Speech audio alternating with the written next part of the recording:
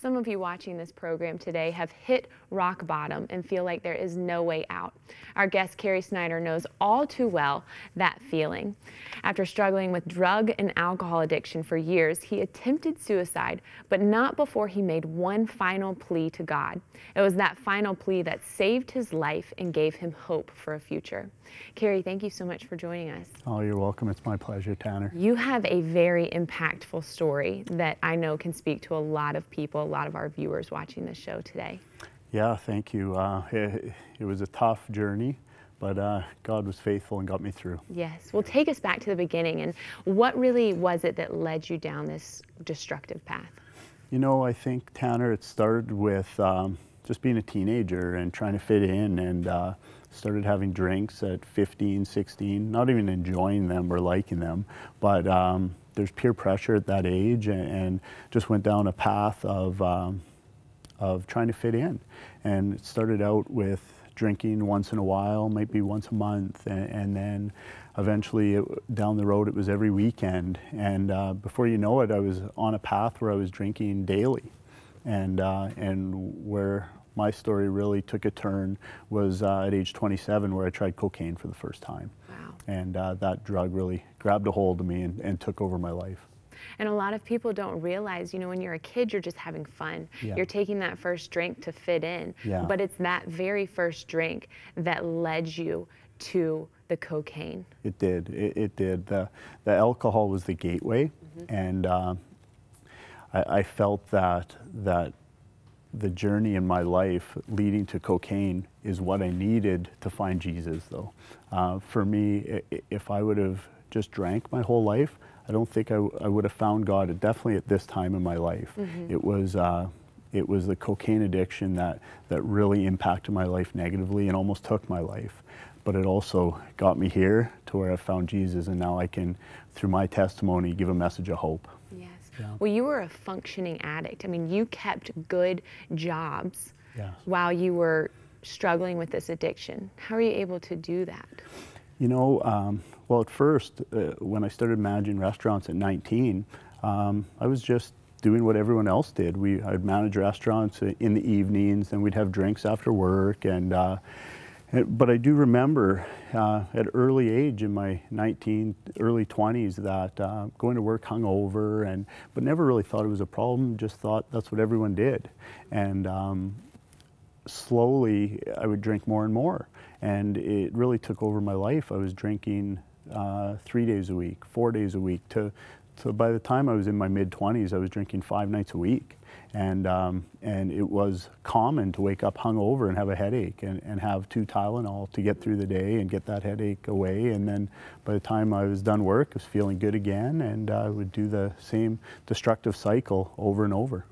And surely your family and friends were watching this happen. Were you able to hide it from them, or were they kind of, you know, did they know what was going on? Well, I think what some people define success in, a good job, or having your life together, dressing well, having a car, and being able to pay your rent and that type of stuff. So I had all those things going for me. So I don't think people knew it was as bad as it was. I do believe people knew I drank too much, and that I was a fun party guy or whatever it was. But I definitely feel that my family did not know how bad it was, and my friends probably didn't know how bad it was, especially when I entered into my cocaine addiction. I hid that. The alcoholism, it's sociably acceptable, so people knew I drank, but cocaine was hidden from family and friends.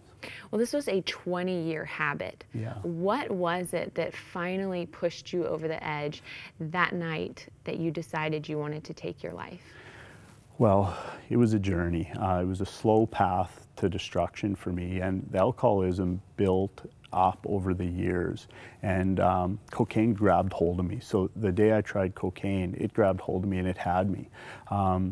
I tried to manage it. There was days upon days I'd wake up in the morning saying, this is the last time I'll ever try this drug again. But that just never worked. And then I reached out for help a few times in my mid-30s. I entered 2 secular rehab programs. They were 18-day programs. They were really a Band-Aid over a gaping wound. And they didn't offer much hope or sobriety. I was sober for weeks, and then back using into my old lifestyle again. The cocaine grabbed a hold of me, and it was just so intense, and I hated who I'd become. I really, I lost hope. I looked in the mirror and I didn't like who I seen anymore, and I felt hopeless, I felt worthless, and I felt helpless. And that night in the hotel, Tell us what happened. I'd lost hope, and I'd probably thought about suicide for years, and never had the courage to do it. I came to the end of myself where I felt the only way out was suicide. I felt like the world would be a better place without me. And I drank heavily that night, and I'd stopped drinking really. I'd only been using cocaine over the last few years, and I felt I needed the courage to end my life, and I needed alcohol to do that. And I remember distinctly being on the hotel bed and yelling at God, crying out to God that I hated this life and I'd hated who I'd become. And I just prayed for a miracle. I asked God if he couldn't help me. I asked him to help me break this cocaine addiction. And if he couldn't do that, to take my life. I didn't want to live anymore. And that's when I walked into the bathroom. I filled the bathtub up with water, plugged my laptop in. I climbed into the bathtub and I submerged the laptop into the water, and nothing happened. Nothing happened. Nothing happened. Yeah. Wow. God God's definitely grace. heard your prayer. Yeah, God heard my prayer. So there was a redemption process after that. Yeah. You entered into Teen Challenge. Tell us about that. Well, God's amazing, because that prayer, less than 12 hours after that prayer in the hotel bed, I went home to visit my mother and father that morning, and my mother and father are great people and very supportive. They mentioned Teen Challenge to me that morning. None of us had ever heard of Teen Challenge. I'd never heard of it, my mom and dad hadn't, but my sister had done some research, them knowing that I needed some help. And my mom and dad, not being they're controversial people, they don't want to force anything on me, but they built up the courage to bring it up to me. They asked me to call the intake coordinator, Randy Mackison, who I love, and I called him and developed a relationship with him over a couple weeks period, and I did all the things I needed to do to enter the program. And 3 weeks after that, that initial conversation, I entered the program at Teen Challenge Saskatchewan.